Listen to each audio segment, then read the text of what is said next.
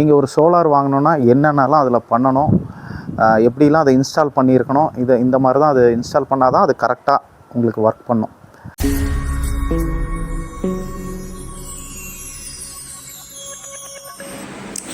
Hi friends, Saravanakumar. Welcome to power space solar tech. இன்றைக்கி நம்ம பார்த்தீங்கன்னா கொளத்தூர் பூம்புகார் நகரில் பார்த்தீங்கன்னா ஒரு 5 கிலோவாட் ஆன்கிரிட் சிஸ்டம் இன்ஸ்டால் பண்ணியிருக்கோம். நீங்கள் எனக்கு பின்னாடி பார்க்கலாம். அதை பற்றியான வீடியோ தான் இப்போ உங்களுக்கு போட போகிறேன். வீடியோ கடைசி வரைக்கும் பாருங்கள். நீங்கள் ஒரு சோலார் வாங்கணுன்னா என்னென்னலாம் அதில் பண்ணணும், எப்படிலாம் அதை இன்ஸ்டால் பண்ணியிருக்கணும், இந்த மாதிரி தான் அது இன்ஸ்டால் பண்ணால் தான் அது கரெக்டாக உங்களுக்கு ஒர்க் பண்ணும். இதுதான் நம்ம அந்த மொட்டைமடி சைட்டில் இதான் நம்ம இன்ஸ்டால் பண்ணியிருக்கோம். இங்கே பார்த்திங்கன்னா இது ஃபுல் ஃப்ளோரு. சார் என்ன சொன்னார்னா, சுகுமார் சார், அவர் தான் நம்மளுக்கு இந்த ப்ராஜெக்ட் கொடுத்தது. அவர் என்ன சொன்னார்னா, எனக்கு வந்து நல்ல ஹைட்டில் இருக்கணும், நான் இந்த ஸ்பேஸை நல்லா ஃபுல்லாக ஃப்ரீயாக யூஸ் பண்ணணும், எதாவது ஃபங்க்ஷன்லாம் நடந்ததுன்னா எனக்கு எந்த டிஸ்டர்பன்ஸும் இருக்கக்கூடாது, அதே மாதிரி இந்த சென்டரில் எனக்கு எந்த காலம் பில்லர்ஸ்லாம் எதுவுமே வரக்கூடாதுன்னு சொன்னதுனால நம்ம கஸ்டமைஸாக ஸ்ட்ரக்சர் பண்ணியிருக்கோம். நீங்கள் பார்க்கலாம், எல்லாமே லேடர் ஸ்ட்ரக்சர்னு சொல்லுவாங்க. எண்டு டு எண்டு தான் பில்லர் இருக்கும், சென்டரில் பில்லர் வராது. ஏன் இந்த லேடர் ஸ்ட்ரக்சர் போடுறோன்னா, இந்த லேடர் ஸ்ட்ரக்சர் போட்டால் தான் நம்மளுக்கு வந்து தொங்காமல் இருக்கும். ஏன்னா நம்ம பேனல் வெயிட்டெல்லாம் பேலன்ஸ் பண்ணி அது தொங்காமல் இருக்கணுன்றதுக்காக தான் இந்த லேடர் ஸ்ட்ரக்சர் 3 லேடர் ஸ்ட்ரக்சர் போட்டிருக்கோம். ஏன்னா இது ஒரு 5 கிலோவாட்டு 610 வாட் பேனல் வந்து 8 பேனல் ப்ரீமியர் எனர்ஜியில் போட்டிருக்கோம். பார்க்கலாம், பைஃபேஷியல். இது இங்கே 3 ஸ்ட்ரக்சர் போட்டிருக்கோம், 3 பில்லர் போட்டிருக்கோம் பாருங்கள், 1 2 3. அதே மாதிரி இந்த சைடும் 1 2. இது வந்து இங்கே ஏற்கனவே ஒரு இது இருக்கிறதுனால, ஒரு பில்லர் இருக்கிறதுனால அதில் சப்போர்ட் பண்ணிட்டோம். இது வந்து இந்த பில்லரில் பண்ணிட்டோம். இது எல்லாத்தையுமே பார்த்திங்கன்னா ஒரு ஸ்கொயர் டியூப் போட்டு எல்லாத்தையும் ஸ்ட்ரென்த்னிங் பண்ணுற மாதிரி கனெக்ட் பண்ணியிருக்கோம். அப்படின்னா தான் உங்களுக்கு ஷேக்கிங், ஏன்னா ரொம்ப ஹைட்டில் இருக்கிறதுனால எந்த ஷேக்கும் இருக்கக்கூடாதுன்றதுக்காக இதை பண்ணியிருக்கோம். அதேமாரி இந்த லேடர் ஸ்ட்ரக்சரையும் பார்த்திங்கன்னா ஒரு சென்டர் ஒரு ஸ்கொயர் டியூப் போட்டிருக்கோம் பாருங்கள். ஸ்கொயர் டியூப் போட்டு ஃபுல்லாக கனெக்ட் பண்ணியிருக்கோம்.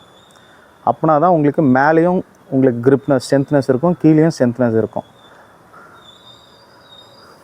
அதேமாரி இது பேனல் பார்த்திங்கன்னா எல்லாமே உங்களுக்கு ப்ரீமியர் எனர்ஜி பேனல்ஸ். 35 mm இதோட திக்னஸ், அதாவது அந்த ஃப்ரேம் திக்னஸ்ன்னு சொல்லுவாங்க இல்லையா, இந்த ஃப்ரேம் திக்னஸ் எல்லாமே 35 mm கனம் இருக்கும். நீங்கள் பேனல் சூஸ் பண்ணிங்கன்னா 35 mm பாருங்கள். அவங்க பேனலோட திக்னஸ் வந்து 35 mm. சில பேர் பிராண்டை பார்த்துட்டு பேனலோட குவாலிட்டியை விட்டுடுறீங்க. எல்லாமே 35 mm. இன்கேஸ் இது 35 mmனால் தான் நம்ம வந்து 2 பர்லின் போட்டிருக்கோம். இன்கேஸ் இது 35 mm இல்லை 30 mm அப்படின்னா சென்டரில் தொங்க ஆரம்பிச்சிடும். அதுக்கு வந்து 3 ஃப்ரேம் போடணும். இந்த பர்லின் வந்து முக்கியமாக பார்த்துக்குங்க. உங்கள் பேனல் 35 mmனா 2 பர்லின், 30 mmனா 3 பர்லின் கண்டிப்பாக போடணும். இதை வந்து ஞாபகம் வச்சுக்கிங்க. 35 mm இருக்கிற பேனலாக வாங்குங்க. ப்ரீமியர் எனர்ஜி 35 mm தான் நல்ல குவாலிட்டியான பேனல். இவங்க தான் இந்தியாவில் இருக்கிற நிறைய பேனல் கம்பெனிக்கு இவங்க தான் செல் சப்ளையர். இவங்களது அட்வர்டைஸ்மெண்ட்லாம் வராது, சரிங்களா. கொஞ்சம் ப்ரீமியமான, கொஞ்சம் காஸ்ட்லி தான், ஆனால் நல்லாயிருக்கும். அதேமாரி பார்த்திங்கன்னா இங்கே லைட்னிங் அரஸ் வச்சுருக்கோம். லைட்னிங் அரஸ் கூட பார்த்திங்கன்னா காப்பர் பாண்டட் ரிசீவர் தான் போட்டிருக்கோம். இதுலேருந்து 50 square mm 50 square mm cable போட்டு தான் கீழே எடுத்துகிட்டு போயிருக்கோம். நிறைய பேர் இதில் வந்து 6 ஸ்கொயர் mm ஒயரோ இல்லை ஒரு மெலிசான அலுமினியம் கேபிள் தான் யூஸ் பண்ணுவாங்க. நாங்கள் போட்டிருக்கோம் பாருங்கள், இதுதான் அந்த கேபிள். பாருங்கள் எவ்வளோ கனமாக இருக்குது.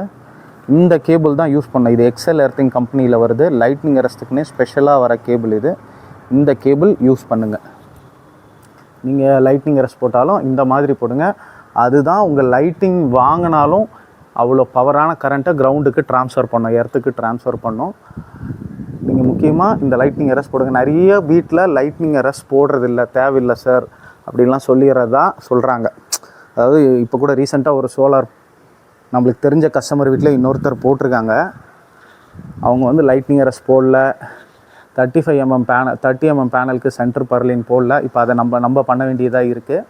அதனால் லைட்னிங் அரஸ் மஸ்ட்டு. நாளைக்கு ஏதாவது ஒரு பிரச்சனை, லைட்டிங் இடி விழுதுன்னா லைட்னிங் அரஸ் இருந்தால் தான் உங்கள் பேனலுக்கு வாரண்ட்டி, இல்லைனா பேனலுக்கு வாரண்ட்டி கிடையாது, சரிங்களா. பார்த்தாச்சு.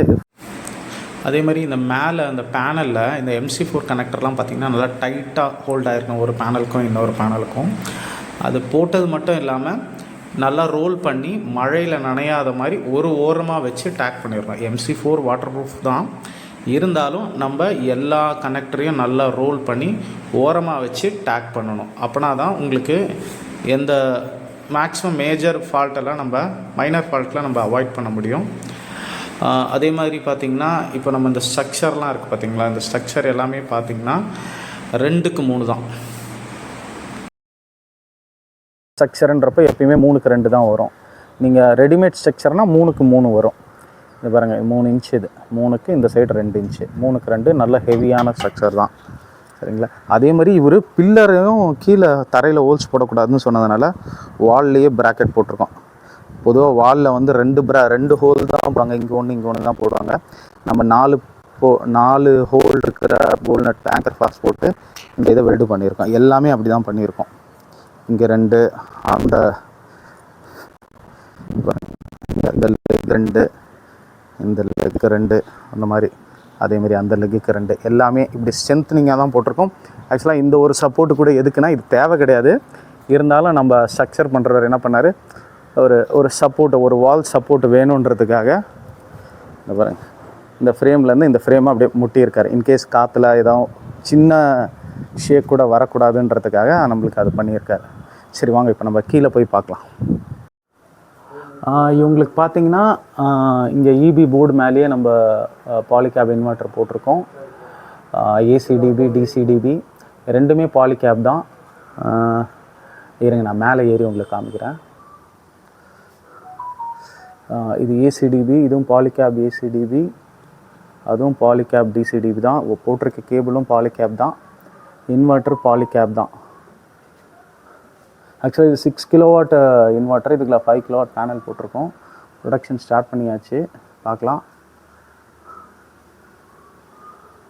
7 ஆம்ஸ் வருது.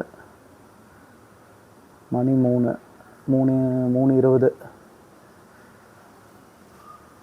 கிட்டத்தட்ட ஒரு 1850 வாட் 2000 வாட் உங்களுக்கு கரண்ட் எடுத்துகிட்டு இருக்கு.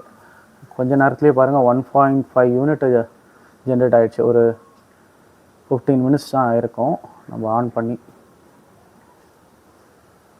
இந்த ப்ளூ லைட் எரியுதுன்னா உங்களுக்கு வந்து பிளான்ட் ஒர்க் ஆகிட்டுருக்குன்னு அர்த்தம். இதுவே ரெட் லைட் எரிஞ்சதுன்னா பிளான்ட் வந்து வேலை செய்யலை. உங்களுக்கு ஒன்று இபி கட் ஆகிருக்கணும், இல்லைனா டிசி கட் ஆகிருக்கணும். ரெண்டுத்தில் ஏதாவது ஒன்று ஆயிருக்கும்.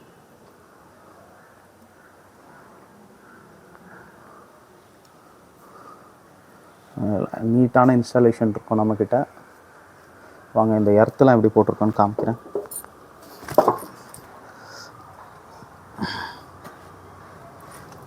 அது வந்து ஏசி எர்த்து, அங்கேருந்து 1.5 மீட்டர் விட்டு டிசி எர்த்து போட்டிருக்கோம்.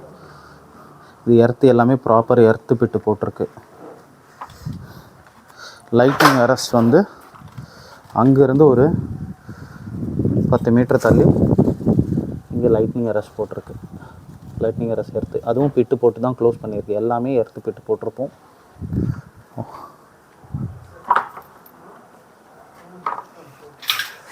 உங்களுக்கும் இந்த மாதிரியான குவாலிட்டியான சோலார் இன்ஸ்டால் பண்ணுன்னா காண்டாக்ட் பண்ணுங்கள் பவர் ஸ்பேஸ் சோலார் டெக்.